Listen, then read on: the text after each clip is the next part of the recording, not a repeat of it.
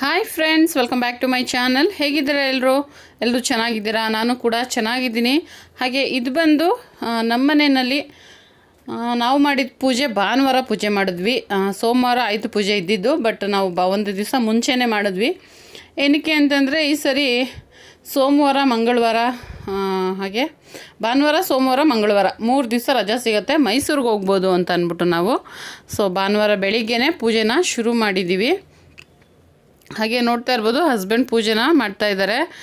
ನಮ್ಮ ಮನೇಲಿ ಸ್ವಲ್ಪ ಟೂಲ್ಸ್ ಎಲ್ಲ ಇದೆ, ಸ್ಪಾನರ್ಗಳದೆಲ್ಲ, ಅದನ್ನೆಲ್ಲ ಇಟ್ಬಿಟ್ಟು ಹಾಗೆ ದೇವ್ರಿಗೆ ಇಲ್ಲಿ ಈ ರೀತಿಯಾಗಿ ಹೂವೆಲ್ಲ ಹಾಕಿ ಅಲಂಕಾರನ ಮಾಡಿದ್ದಾರೆ. ಇನ್ನು ದೀಪ ಅಂಟಿಸಿಲ್ಲ ನೋಡಿ. ಏನಕ್ಕೆ ಅಂತಂದರೆ ಅದೇ 3 ದಿವಸ ರಜಾ ಸಿಗತ್ತೆ. ಭಾನುವಾರ ಹೋಗ್ಬಿಟ್ರೆ ಬುಧವಾರ ಬೆಳಿಗ್ಗೆ ನಾವು ವಾಪಸ್ ಬಂದಿದ್ದು. ಬಂದು ಆಮೇಲೆ ಕಾಲೇಜು ಕೆಲಸ ಎಲ್ಲ ಹೋಗಿದ್ದು ನಾವು. ನೋಡಿ ಇವಾಗ ಎಲ್ಲದಕ್ಕೂ ವಿಭೂತಿನ ಬಳಿದು ಅರಿಶಿನ ಕುಂಕುಮ ಇಟ್ಬಿಟ್ಟು ಪೂಜೆನ ಮಾಡ್ತಾಯಿದ್ದಾರೆ. ಹಾಗೆ ಯಾರಾದರೂ ಹೊಸದಾಗಿ ನನ್ನ ಚಾನಲ್ ನೋಡ್ತಾಯಿದ್ರೆ ಪ್ಲೀಸ್ ನನ್ನ ಚಾನಲ್ನ ಸಬ್ಸ್ಕ್ರೈಬ್ ಮಾಡಿ. ಹಾಗೆ ಹಾರಿಕಾ ನೋಡಿ ಇನ್ನೂ ಬರ್ಕೊತಾ ಇದ್ದಾಳೆ. ಬೆಳಿಗ್ಗೆ ಒಂದು ಎಷ್ಟಾಗಿತ್ತು ಟೈಮ್ 11:30 ಅಷ್ಟೊತ್ತಲ್ಲೆಲ್ಲ ಪೂಜೆ ಮಾಡಿದ್ವಿ ಅನಿಸುತ್ತೆ. ಹಾಗೆ ಇಲ್ಲಿ ಮನೆಯಲ್ಲೆಲ್ಲ ಪೂಜೆ ಮಾಡಿ ಫಸ್ಟು, ಅದಾದಮೇಲೆ ಕೆಳಗಡೆ ಹೋಗಿ ಗಾಡಿಗಳಿಗೆ ಮತ್ತು ಕಾರ್ಗೆ ಎಲ್ಲದಕ್ಕೂ ಪೂಜೆ ಮಾಡಿದ್ವಿ. ಅದೆಲ್ಲ ಸರ್ವಿಸ್ ಮಾಡಿಸೋದು ಅದೆಲ್ಲ ಸ್ವಲ್ಪ ಲೇಟ್ ಆಯಿತು. ನಾವೇ ಎಲ್ಲ ತೊಳೆದ್ರೆ ಅಷ್ಟು ನೀಟಾಗಿ ತೊಳೆಯೋದಕ್ಕೆ ಆಗೋದಿಲ್ವಲ್ಲ ಗಾಡಿಗಳನ್ನ. ಹಾಗಾಗಿ ನೋಡಿ ಇಲ್ಲಿ ನಾವು ಚಾಮುಂಡೇಶ್ವರಿ ಫೋಟೋನ ಇಟ್ಟು ಇಲ್ಲಿ ನಾವು ಪೂಜೆನ ಮಾಡ್ತಾಯಿದ್ದೀವಿ. ನಾವು ಯಾವಾಗಲೂ ಇದೇ ರೀತಿಯೇ ನಮ್ಮ ಮನೆಯಲ್ಲಿ ಆಯುಧ ಪೂಜೆನ ಮಾಡೋದು. ಬಟ್ ಈ ಸರಿ ಒಂದು ದಿವಸ ಮುಂಚೆನೇ ಮಾಡಿದ್ದೀವಿ. ಪ್ರತಿ ಸರಿ ಆಯುಧ ಪೂಜೆ ದಿವಸನೇ ಪೂಜೆ ಮಾಡಿ ಮೈಸೂರಿಗೆ ಹೊರಡ್ತಾಯಿದ್ವಿ. ಸಂಡೇನೇ ಮಾಡಿ ನಾವು ಹೊರಟಿದ್ದೀವಿ. ಹಾಗೆ ಇಲ್ಲಿ ಸಂಜೆ ನೋಡಿ ಕುಂಬಳಕಾಯಿನ ಕಟ್ ಮಾಡಿ ಅದಕ್ಕೆ ಅರಿಶಿನ ಕುಂಕುಮ ಮತ್ತು ಕಾಯಿನ್ ಎಲ್ಲ ಹಾಕಬೇಕಲ್ಲ, ಅದನ್ನು ಮಾಡ್ತಾಯಿದ್ದಾರೆ. ಹಾಗೆ ಫ್ರೆಂಡ್ಸ್, ಯಾರಾದರೂ ಹೊಸದಾಗಿ ನನ್ನ ಚಾನಲ್ ನೋಡ್ತಾ ಇರೋರು ಪ್ಲೀಸ್ ನನ್ನ ಚಾನಲ್ನ ಸಬ್ಸ್ಕ್ರೈಬ್ ಮಾಡಿ, ಸಪೋರ್ಟ್ ಮಾಡಿ. ಹೊಸ ಸಬ್ಸ್ಕ್ರೈಬರ್ಸ್ ಆಗ್ತಾಯಿದ್ದೀರಾ, ಥ್ಯಾಂಕ್ ಯು ಸೋ ಮಚ್. ಹೀಗೆ ನಿಮ್ಮ ಸಪೋರ್ಟ್ನ ನನ್ನ ಚಾನಲ್ಗೂ ಹಾಗೆ ನನಗೂ ಕೊಡಿ ಅಂತ ಹೇಳ್ತಾ ನೋಡಿ ಈಗ ಬೂದುಗುಂಬಳಕಾಯಿ ಚಿಕ್ಕದು ತೊಗೊಂಡು ತುಂಬ ದೊಡ್ಡದೆಲ್ಲ ಎತ್ತಿ ಹೊಡಿಯೋದಕ್ಕೆ ಆಗೋದಿಲ್ಲ. ಹಾಗಾಗಿ ಚಿಕ್ಕದು ತೊಗೊಂಡು ಬಂದು ಅರಿಶಿನ ಕುಂಕುಮ ಅದೆಲ್ಲ ಹಾಕಿ ನೀಟಾಗಿ ನೋಡಿ ಈ ರೀತಿಯಾಗೆಲ್ಲ ಮಾಡ್ತಾಯಿದ್ದಾರೆ. ಹಾಗೆ ನಾನು ವಿಡಿಯೋನ ಸ್ವಲ್ಪ ಫಾಸ್ಟ್ ಇಟ್ಟಿದ್ದೀನಿ. ಹಾಗೆ ಇವಾಗ ನಾನು ಸ್ವಲ್ಪ ಕಾಯಿನ್ ಕೊಡ್ತಾಯಿದ್ದೀನಿ. ಹಾಗೆ ನಿಮ್ಮ ಮನೆಯಲ್ಲಿ ಯಾವ ರೀತಿ ಪೂಜೆ ಮಾಡ್ತೀರಾ ಅಂತ ನನಗೆ ಕಮೆಂಟಲ್ಲಿ ತಿಳಿಸಿ.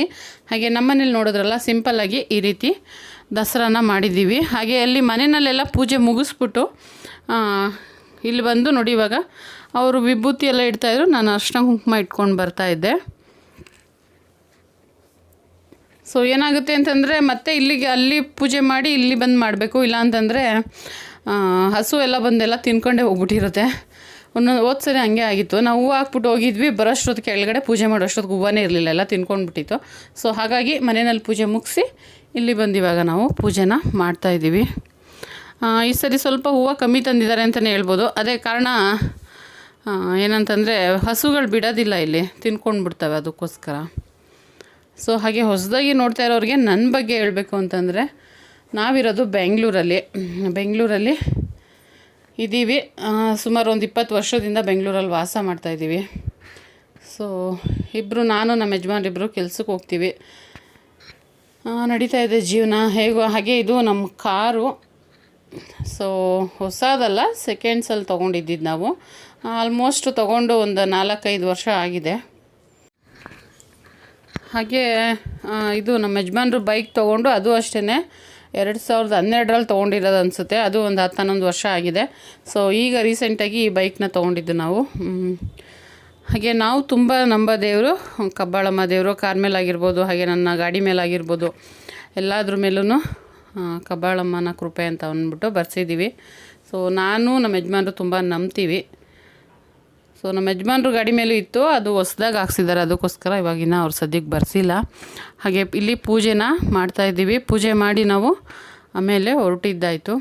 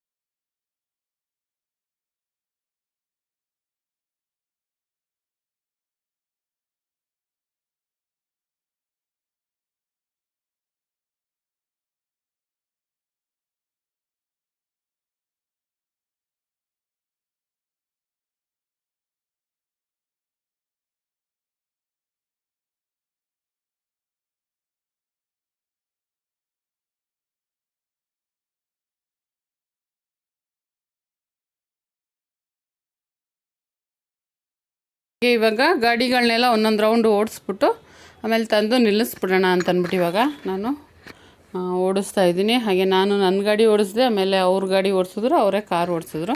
ನನಗೆ ಕಾರೆಲ್ಲ ಡ್ರೈವಿಂಗ್ ಮಾಡೋದಕ್ಕೆ ಬರೋದಿಲ್ಲ, ಸೊ ಓನ್ಲಿ ಗಾಡಿ ಒಂದಷ್ಟೇ ಓಡಿಸೋದು ನಾನು.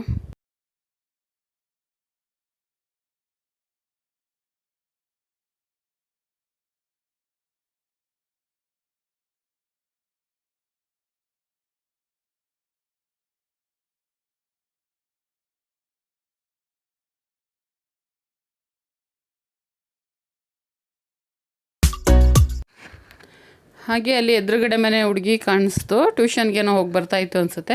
ಸೊ ಕರೆದ್ಬಿಟ್ಟು ನಾನು ಸ್ವೀಟ್ ಕೊಡೋದಕ್ಕೆ ಹೇಳ್ತಾ ಇದ್ದೀನಿ. ಹಾಗೆ ನಾವು ಹಬ್ಬ ಅಂತಂದರೆ ಮಹಾಲಕ್ಷ್ಮಿ ಸ್ವೀಟ್ಸಿಂದ ಹೋಗಿ ತೊಗೊಂಡು ಬರ್ತೀವಿ.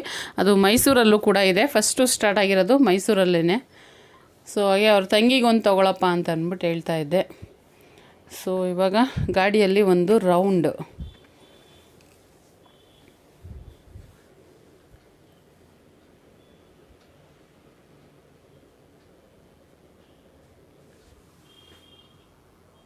ಹಾಗೆ ಇವಾಗ ನೋಡಿ ನಮ್ಮ ಯಜಮಾನ್ರು ಅವ್ರ ಗಾಡಿನ ಓಡಿಸ್ತಾ ಇದ್ದಾರೆ.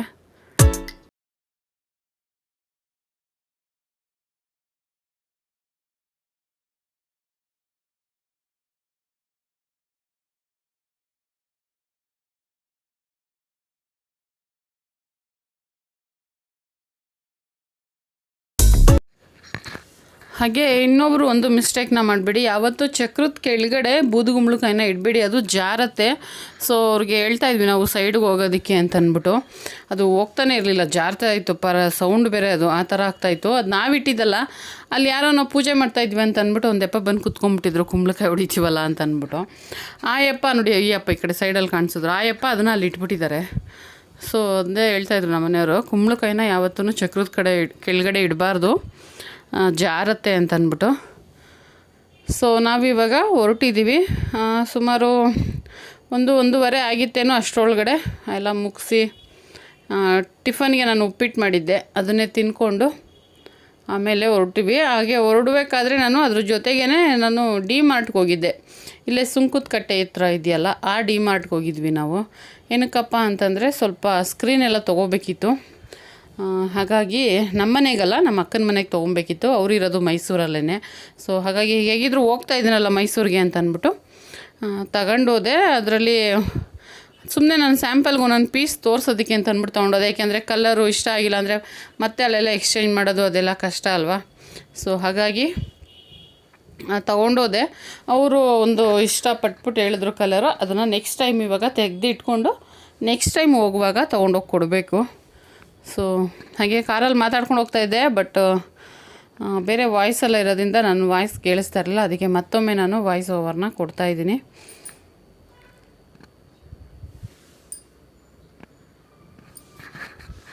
ಹಾಗೆ ಅದೇ ನಾನು ಹೇಳ್ತಾಯಿದ್ದೆ, ತುಂಬ ಬಿಸಿಲಿತ್ತು ಅವತ್ತು. ಏನಕ್ಕೆ ಅಂತಂದರೆ ನಾನು 9 ಗಂಟೆಗೆ ಫ್ಯಾಕ್ಟ್ರಿ ಒಳಗಡೆ ಹೋದರೆ ವಾಪಸ್ ಬರೋದು 6 ಗಂಟೆಗೆ. ಸೊ ಅಷ್ಟು ಬಿಸಿಲಲ್ಲೆಲ್ಲ ಓಡಾಡಿ ರೂಢಿ ಇರಲ್ವಲ್ಲ, ಆಚೆ ಬಂದ ತಕ್ಷಣ ತುಂಬ ಬಿಸಿಲು ಅಂತ ಅಂದ್ಬಿಟ್ಟು ಅನಿಸುತ್ತೆ. ಸೊ ಹಾಗಾಗಿ ಅದನ್ನು ಹೇಳ್ತಾ ಇದ್ದೆ ನಾನು. ಹಾಗೆ ನೋಡಿ ಸಂಜಯ್ ಅವರು ಕಾರ್ ಡ್ರೈವ್ ಮಾಡ್ತಾಯಿದ್ದಾರೆ. ನಾನು ಬೈದಿದ್ದಕ್ಕೆ ಕಿವಿಯಲ್ಲಿ ಏನದು ಇಯರ್ಫೋನ ಏನೋ ಒಂದು ಹಾಕ್ಕೊಂಡಿದ್ದಾರೆ. ಇಲ್ಲ ಅಂತಂದರೆ ಫೋನ್ ತುಂಬ ಬರ್ತಾ ಇರುತ್ತೆ ಅವ್ರಿಗೆ. ಸೊ ಹಾಗೆ ಇಲ್ಲಿ ನೋಡಿ, ಸೊ ನೀಟಾಗಿ ಕಾಣಿಸ್ತಾ ಇಲ್ಲ ಬಿಸಿಲಿಗೆ. ಕಬ್ಬಾಳಮ್ಮ ಇಟ್ಟಿದ್ದೀವಿ, ಹಾಗೆ ಗಣೇಶ ಇಟ್ಟಿದ್ದೀವಿ. ಸೊ ಸದ್ಯಕ್ಕೆ ನೋಡಿ ಪೂಜೆ ಮಾಡಿ ಸ್ವೀಟೆಲ್ಲ ಎತ್ಕೊಂಡ್ಬಂದಿದ್ವಿ. ಮೇನ್ ಸ್ವೀಟ್ ಚೆನ್ನಾಗಿರೋ ಸ್ವೀಟೆಲ್ಲ ಖಾಲಿ ಆಗಿಬಿಟ್ಟಿದೆ. ಸೊ ನೋಡಿ, ಮಕ್ಕಳು ಇದನ್ನೆಲ್ಲ ತಿನ್ನೋದಿಲ್ಲ ನಮ್ಮ ಮಕ್ಕಳು, ಅದಕ್ಕೋಸ್ಕರ ತೊಗೊಂಡಿದ್ದೀವಿ ಅದನ್ನು ಕೂಡ. ಹಾಗೆ ಡಿ ಮಾರ್ಟ್ಗೆ ಹೋಗಿದ್ವಿ, ಸ್ವಲ್ಪ ಶಾಪಿಂಗ್ ಮಾಡ್ಕೊಂಡು ಬಂದಿದ್ದೀನಿ, ಅದನ್ನು ಕೂಡ ಇದೆ.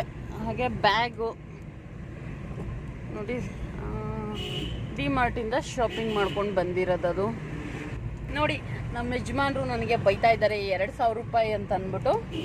ಸೊ 2,000 ರೂಪಾಯಿ ನಮಗೆ ಫುಲ್ ಶಾಪಿಂಗ್ ಅಲ್ಲ, ಅದು ಅಕ್ಕನ ಮನೆಗೆ ಕರ್ಟನ್ ಬೇಕಿತ್ತು ಅಂತ ಅಂದ್ಬಿಟ್ಟು ತೊಗೊಂಡಿದ್ದೀನಿ.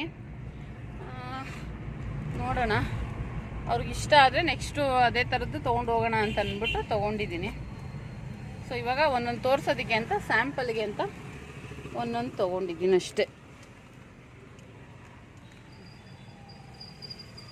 ಸೊ ನೋಡಿ, ನನಗೆ ಇದಕ್ಕೆ ಬೆಂಗಳೂರಲ್ಲಿ ಓಡಾಡೋದಕ್ಕೆ ಬೇಜಾರು. Full ಎಲ್ಲೋದ್ರೂ traffic. ಸೊ ನೋಡೋಣ ಎಷ್ಟೊತ್ತಿಗೆ ತಲುಪ್ತೀವಂತ. ಇವಾಗ ಸುಮಾರು 2:15 ಆಗಿದೆ, 2:40 ಆಯ್ತಾ ಬರ್ತು. ನೋಡೋಣ ಎಷ್ಟೊತ್ತಿಗೆ ತಲುಪ್ತೀವಂತ.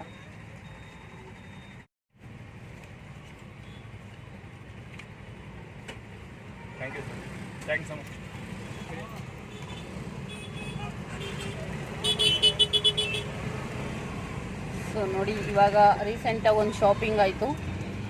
10 ಕಲರ್ ಇರುತ್ತಂತೆ, 70 ರೂಪಾಯಿ.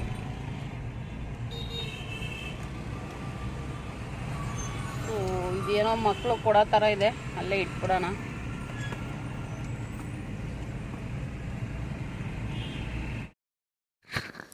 ಹಾಗೆ ನಾವು ಹೋಗ್ತಾ ದಾರಿಯಲ್ಲಿ ನಿಲ್ಲಿಸಿ ನಾವು ಊಟನ ಮಾಡ್ಕೊಂಡು ಹೋದ್ವಿ. ಏನಕ್ಕೆ ಅಂತಂದರೆ ಇನ್ನು ಫ್ಲೈಓವರ್ ಹತ್ಬಿಟ್ರೆ ಇನ್ನು ಊಟ ಎಲ್ಲೂ ಸಿಗೋದೇ ಇಲ್ಲ. ಇನ್ನು ಮತ್ತೆ ಮೈಸೂರು ರೀಚ್ ಆಗೋವರೆಗೂ ಸಾಯಂಕಾಲ ಆಗಿಬಿಡುತ್ತೆ. ಸೊ ಹಾಗಾಗಿ ಇಲ್ಲೇ ಯಾವುದೋ ರೈಲ್ವೆ ಸ್ಟೇಷನ್ ಹತ್ತತ್ರ, ಕೆಂಗೇರಿ ರೈಲ್ವೆ ಸ್ಟೇಷನ್ ಹತ್ತತ್ರ ಅಲ್ಲಿ ನಿಲ್ಲಿಸ್ಬಿಟ್ಟು ಒಂದು ಹೋಟೆಲಲ್ಲಿ ಊಟ ಮಾಡ್ಕೊಂಡು ಹೊರಟ್ವಿ ನಾವು. ಸೊ ನೋಡಿ, ಇವಾಗ ಫ್ಲೈಓವರ್ನ ಹತ್ತುತ್ತಾ ಇದ್ದಾರೆ.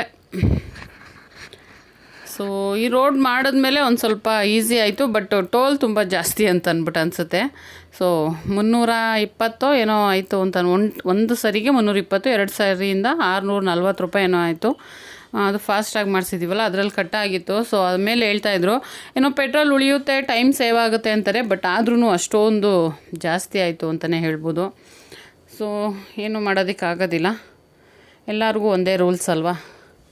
ಸೊ ಹಾಗಾಗಿ ನಾವು ಕೂಡ ಹೋಗ್ತಾ ಇದ್ದೀವಿ. ಹಾಗೆ ಮೈಸೂರಲ್ಲಿ ನಾವು ಮೈಸೂರಿಗೆ ಏನಕ್ಕೆ ಹೋಗ್ತಾ ಇದ್ದೀವಿ ಅಂತಂದರೆ, ಸೊ ನಾನು ಬೆಳೆದಿದ್ದೆಲ್ಲ ಅಲ್ಲೇ ಮೈಸೂರಲ್ಲೇ, ಬಟ್ ನಾನು ಹುಟ್ಟಿದ್ದೆಲ್ಲ ಮಂಡ್ಯ ಆದ್ರೂ ನಮ್ಮ ತಂದೆ ತಾಯಿ ಮೈಸೂರಲ್ಲಿ ಸೆಟಲ್ ಆಗಿರೋದು. ಸೊ ಹಾಗಾಗಿ ನಮಗೆ ಮೈಸೂರು ಅಂದರೆ ತುಂಬ ಇಷ್ಟ. ಹಾಗೆ ಈ ಸರಿ ಹಬ್ಬನ ಅವರು ಮಾಡಿಬಿಟ್ಟಿದ್ರು ಮುಂಚೆನೇ, ಶುಕ್ರವಾರನೇ ಮಾಡ್ಕೊಂಡ್ಬಿಟ್ರು. ನಮ್ಮ ಅಪ್ಪ ಮನೆಯಲ್ಲಿ ನಮ್ಮ ಅಜ್ಜಿ ತಾತಗೆ ಪಕ್ಷ ಮಾಡ್ತಾರೆ, ನಾವು ದಸರಾ ಟೈಮಲ್ಲಿ ಮಾಡೋದು, ಬಟ್ ಅವರು ಶುಕ್ರವಾರನೇ ಮಾಡಿಬಿಟ್ರು. ಸೊ ಹಾಗಾಗಿ ನನಗೆ ಹೋಗೋದಕ್ಕಾಗಿಲ್ಲ. ಇವಾಗ ಹೋಗ್ತಾ ಇರೋದು ನಮ್ಮ ಚಿಕ್ಕಮ್ಮ ಮನೇಲಿ ಮಾಡ್ತಾಯಿದ್ದಾರೆ, ಅಂದರೆ ನಮ್ಮ ಚಿಕ್ಕಪ್ಪ ಅವ್ರ ಮನೇಲಿ, ನಮ್ಮ ತಂದೆಯವರ ತಮ್ಮನ ಮನೇಲಿ ಮಾಡ್ತಾಯಿದ್ರು. ಸೊ ಅಲ್ಲಿಗೆ ಧೂಪ ಹಾಕೋದಕ್ಕೆ ಹೋಗೋಣ ಅಂತ ಅಂದ್ಬಿಟ್ಟು ನಾವು ಸ್ವಲ್ಪ ಬೇಗನೆ ಹೊರಟ್ವಿ ಮನೆಯಿಂದ ಸಾಯಂಕಾಲದಷ್ಟೊತ್ತಿಗೆ. ಬಟ್ ಹಂಗೂ ಏನಾಯ್ತು ಅಂದರೆ, ನಾವು ಇಲ್ಲಿ ಟರ್ನ್ ಮಾಡ್ಕೊಬೇಕಿತ್ತು. ಯಾರಾದರೂ ಅಷ್ಟೇ ಮೈಸೂರಿಗೆ ದಸರಾ ಟೈಮಲ್ಲಿ ಬೇರೆ ಹಬ್ಬದ ಟೈಮಲ್ಲೆಲ್ಲ ಹೋಗ್ತೀರಾ ಅಂದರೆ ದಯವಿಟ್ಟು ಒಳಗಡೆ ಅಂತೂ ಹೋಗೋಕ್ಕೆ ಹೋಗಬೇಡಿ, ಅದರಲ್ಲೂ ದಸರಾ ಟೈಮಲ್ಲಂತೂ ಹೋಗಲೇಬಾರ್ದು. ನಮ್ಮ ಮನೆಯವರು ಹಂಗೂ ಅದು ಇದು ಅಂತ ಕೇಳಿ ಮತ್ತೆ ವಾಪಸ್ಸು ಸ್ಟ್ರೈಟ್ ಹೋಗ್ಬಿಟ್ರು. ನಾವು ಇಲ್ಲಿ ರೈಟ್ ತೊಗೊಂಡಿದ್ದಿದ್ರೆ ಒಂದೇ ಇದು ರಿಂಗ್ ರೋಡ್ ಅಂತಾರಲ್ಲ, ಆ ರೀತಿ ರೋಡ್ ಇರ್ತಾಯಿತ್ತು. ಅದರಲ್ಲಿ ನಮ್ಮ ಮನೆಗೆ, ನಮ್ಮ ತಾಯಿಯವ್ರ ಮನೆಗೆ ಬೇಗ ಹೋಗ್ಬೋದಾಗಿತ್ತು. ಬಟ್ ಒಳಗಡೆ ಹೋಗ್ಬಿಟ್ಟು ಹೋದ್ವಿ. ಏನಂತಂದರೆ ಒಂದು ಇದನ್ನು ನೋಡೋಣ ಅಂತ ಅಂದ್ಕೊಂಡು ಹೋದ್ವಿ, ಫಲಪುಷ್ಪ ಪ್ರದರ್ಶನ ಇತ್ತಲ್ಲ, ಅದು ನೋಡೋಣ ಅಂತ ಅಂದ್ಬಿಟ್ಟು ಹೋದ್ವಿ, ಫ್ಲವರ್ ಶೋ. ಬಟ್ ಆ ಜನ ನೋಡಿಬಿಟ್ರೆ ವಾಪಸ್ಸು ಯಾರು ಹೋಗೋದಕ್ಕೆ, ಅದು ಹೆಂಗೆ ಹೋಗ್ತಾ ಇದ್ದಾರಲ್ಲ ಅಷ್ಟು ಜನ ಅಂತ ಅಂದ್ಬಿಟ್ಟು ಅನ್ನಿಸ್ತಾಯಿತ್ತು. ಅಷ್ಟು ಅಂದರೆ ಅಷ್ಟು ರೆಸ್ಟ್ ಇತ್ತು. ಸೊ ನೋಡಿ, ಇಲ್ಲಿ ಒಂದು ಮಿಸ್ಟೇಕ್ ಮಾಡಿದ್ದು ನಾವು. ಆಮೇಲೆ ಯೋಚನೆ ಮಾಡಿದ್ರು ಅವರು, ಒನ್ ವೇ ಇರುತ್ತೆ ಅಂತ ಅಂದ್ಬಿಟ್ಟು ಹೇಳ್ತಾಯಿದ್ರು, ಬಟ್ ಏನೂ ಮಾಡೋದಕ್ಕಾಗೋದಿಲ್ಲ, ಬಂದ್ಬಿಟ್ಟಿದ್ವಿ. ಇನ್ನೂ ಒಂದು ಚಾನ್ಸ್ ಇತ್ತು, ಇಲ್ಲೇ ಟರ್ನ್ ಮಾಡ್ಕೊಂಡು ಹೋಗ್ಬೋದಾಗಿತ್ತು, ಬಟ್ ಅವ್ರು ಅದನ್ನೂ ಮಾಡಲಿಲ್ಲ. ಸೊ ಹಾಗಾಗಿ ನೋಡಿ, ಇಲ್ಲಿ ಫ್ಲವರ್ ಶೋ ಇದ್ದಿದ್ದು, ಅಲ್ಲಿ ಜನ ನೋಡ್ಬಿಟ್ಟೇ ಗಾಬರಿ ಆಗೋಯ್ತು.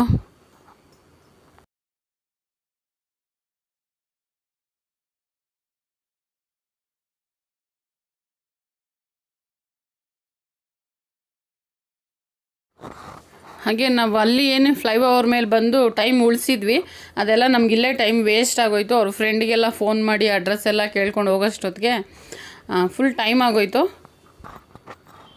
ಸೊ ನೋಡಿ, ಅದು ಇನ್ನೊಂದು ಗೇಟ್, ಇದು ಅದಕ್ಕೇನೆ ಫ್ಲವರ್ ಶೋಗೇನೆ ಇನ್ನೊಂದು ಗೇಟು ಈ ಸೈಡು. ಇದರಲ್ಲಿ ಒಂದು ಸ್ವಲ್ಪ ಜನ ಇರಲಿಲ್ಲ, ಬಟ್ ಆ ಕಡೆಯಿಂದ ಎಲ್ಲ ಬರ್ತಾಯಿದ್ರಲ್ಲ, ಅಷ್ಟು ಜನ ಇದ್ರಲ್ವ. ಸೊ ಹಾಗಾಗಿ ಎಲ್ಲ ಒನ್ ವೇ ಮಾಡಾಕ್ಬಿಟ್ಟಿದ್ದಾರೆ, ರೋಡ್ಗಳು ಬಿಡ್ತಾನೆ ಇಲ್ಲ. ನಾವು ಅರಮನೆ ಸೈಡಿಂದನೇ ಹೋಗಬೇಕಿತ್ತು, ಬಟ್ ಅಲ್ಲಿ ಬಿಟ್ಟಿಲ್ಲ. ಹಿಂಗೆ ಸುತ್ತ ಹಾಕ್ಕೊಂಡು ಝೂ ಅದು ಇದು ಅಂತ ಸುತ್ತ ಹಾಕ್ಕೊಂಡು ಕೊನೆಗೆ ಆಮೇಲೆ ಹೋಗಿ ಅರುಣಸ್ವಾಮಿ ಮನೆಗೆ ಹೋಗಿ ಒಂದು ಕಾಫಿ ಕುಡ್ಕೊಂಡು ಅವ್ರನ್ನ ಮಾತಾಡ್ಸ್ಕೊಂಡು ಹೊರಡೋಷ್ಟೊತ್ತಿಗೆ ಟೈಮ್ ಆಗೋಯ್ತು. ಸೊ ನಮಗಿಲ್ಲಿ ತುಂಬ ಅಂದರೆ ತುಂಬ ಟೈಮ್ ವೇಸ್ಟ್ ಆಯಿತು. ನೀವು ಯಾರಾದ್ರೂ ಹೋಗ್ತೀರಾ ಅಂತಂದರೆ ದಯವಿಟ್ಟು ಆ ರೋಡಲ್ಲಂತೂ ಹೋಗೋಕ್ಕೆ ಹೋಗಬೇಡಿ. ಸೊ ರಿಂಗ್ ರೋಡಿಂದ ತೊಗೊಂಡು ಆಮೇಲೆ ಆ ಕಡೆ ಸೈಡ್ಗೆ ಹೋಗ್ಬೋದು. ನಮ್ಮ ಮನೆಗೆ ಹತ್ರ ಆಗುತ್ತೆ. ಸೊ ಹಂಗಾಗಿ ನಾವು ಯಾವಾಗಲೂ ಅದೇ ಥರ ಹೋಗ್ತಾ ಇದ್ದಿದ್ದು. ಬಟ್ ಈ ಸರಿ ಏನೋ ಇವರು ಚಾನ್ಸ್ ನೋಡೋಣ ಅಂತ ಬಂದಿದ್ದು. ನೋಡಿ ಎಲ್ಲೆಲ್ಲಿ ನೋಡಿದ್ರು ಜನ ಜನ ಜನ.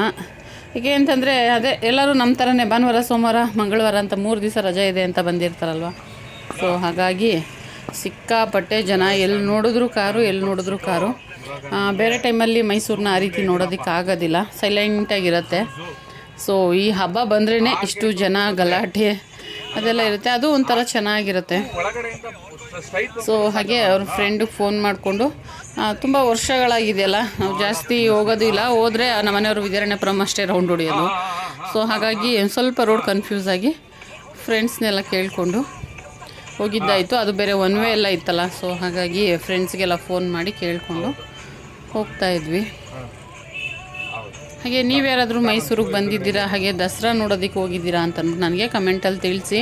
ಹಾಗೆ ಮೈಸೂರವ್ರು ಯಾರು ನೋಡ್ತಾ ಇದ್ದರೆ ನಿಮ್ಮದು ಯಾವ ಏರಿಯಾ ಅಂತಂದ್ಬಿಟ್ಟು ಕೂಡ ನನಗೆ ತಿಳಿಸ್ಬೋದು. ಸೊ ನೋಡಿ ಇವಾಗ ನಾವು ಝೂ ಮುಂದೆ ಹೋಗ್ತಾ ಇದ್ದೀವಿ. ಬಟ್ ಈ ಕಡೆ ಎಂಟ್ರೆನ್ಸ್ ಇರೋದು ಏನಕ್ಕೂ ಅದನ್ನು ಕೂಡ ಕ್ಲೋಸ್ ಮಾಡಿದ್ದಾರೆ. ಸೊ ಈ ಕಡೆನೇ ಜಿರಾಫೆ ಎಲ್ಲ ಇರುತ್ತೆ, ಬಟ್ ಇವತ್ತು ಕಾಣಿಸ್ತಾ ಇಲ್ಲ. ನೋಡಿ ಮೈಸೂರು ಅಂತಂದರೆ ಕುದುರೆ ಸವಾರಿ ಮತ್ತು ಕುದುರೆ ಗಾಡಿ ಎಲ್ಲ ಇರುತ್ತೆ. ಸೊ ಚೆನ್ನಾಗಿರುತ್ತೆ. ಆದರೆ ಹಬ್ಬದ ಟೈಮಲ್ಲಿ ಹೋದರೆ ಸಿಕ್ಕಾಪಟ್ಟೆ ಬೆಲೆಗಳೆಲ್ಲ ಇರುತ್ತೆ. ಸೊ ಏನೂ ಮಾಡೋದಕ್ಕೆ ಆಗೋದಿಲ್ಲ.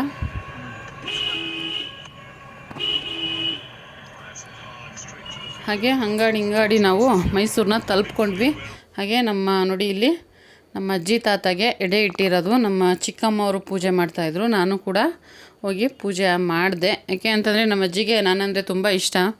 ಸೊ ಹಾಗಾಗಿ ಆಮೇಲಿಲ್ಲ ಅಂತಂದರೆ ಅಷ್ಟೇ, ನಮ್ಮ ಅಜ್ಜಿ ಬಂದು ಪೂಜೆ ಮಾಡಿಲ್ಲ ಅಂದರೆ ಅಷ್ಟೇ ಅಂತ ಅಂದ್ಬಿಟ್ಟು ನಮ್ಮ ಚಿಕ್ಕಮ್ಮ ಮನೆಗೆ ಹೋಗಿ ಧೂಪ ಹಾಕ್ಬಿಟ್ಟು ಬಂದೆ. ನೋಡಿ ಈ ರೀತಿಯಾಗಿ ನಾವು ಎಡೆ ಇಟ್ಬಿಟ್ಟು ಪೂಜೆನ ಮಾಡ್ತೀವಿ. ಚಕ್ಲಿ ಅದು ಇದು ಏನೋ ಕಜ್ಜಾಯ ಎಲ್ಲ ಮಾಡಿರ್ತಾರೆ. ಸೊ ಇದು ನನ್ನ ತಮ್ಮನ ಮಗು.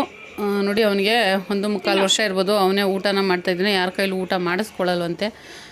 ಫ್ರೆಂಡ್ಸ್, ಈ ವಿಡಿಯೋನ ಇಲ್ಲಿಗೆ ಎಂಡ್ ಮಾಡ್ತಾಯಿದ್ದೀನಿ. Thank you for watching. ನಿಮ್ಗೇನಾದರೂ ಈ ವಿಡಿಯೋ ಸ್ವಲ್ಪನಾದರೂ ಇಷ್ಟ ಆದರೆ ಪ್ಲೀಸ್ ಒಂದು ಲೈಕ್ ಮಾಡಿ, ಶೇರ್ ಮಾಡಿ. ಹಾಗೆ ನನ್ನ ಚಾನಲ್ನ ಇನ್ನೂ ಸಬ್ಸ್ಕ್ರೈಬ್ ಮಾಡ್ಕೊಂಡಿಲ್ಲ ಅಂದರೆ ಪ್ಲೀಸ್ ಸಬ್ಸ್ಕ್ರೈಬ್ ಮಾಡ್ಕೊಂಡು ನೋಡಿ. ನಮ್ಮ ಚಿಕ್ಕಮ್ಮ ಮನೆಯಿಂದ ನಾನೀಗ ನಮ್ಮಮ್ಮ ಮನೆಗೆ ಬಂದಿದ್ದೆ.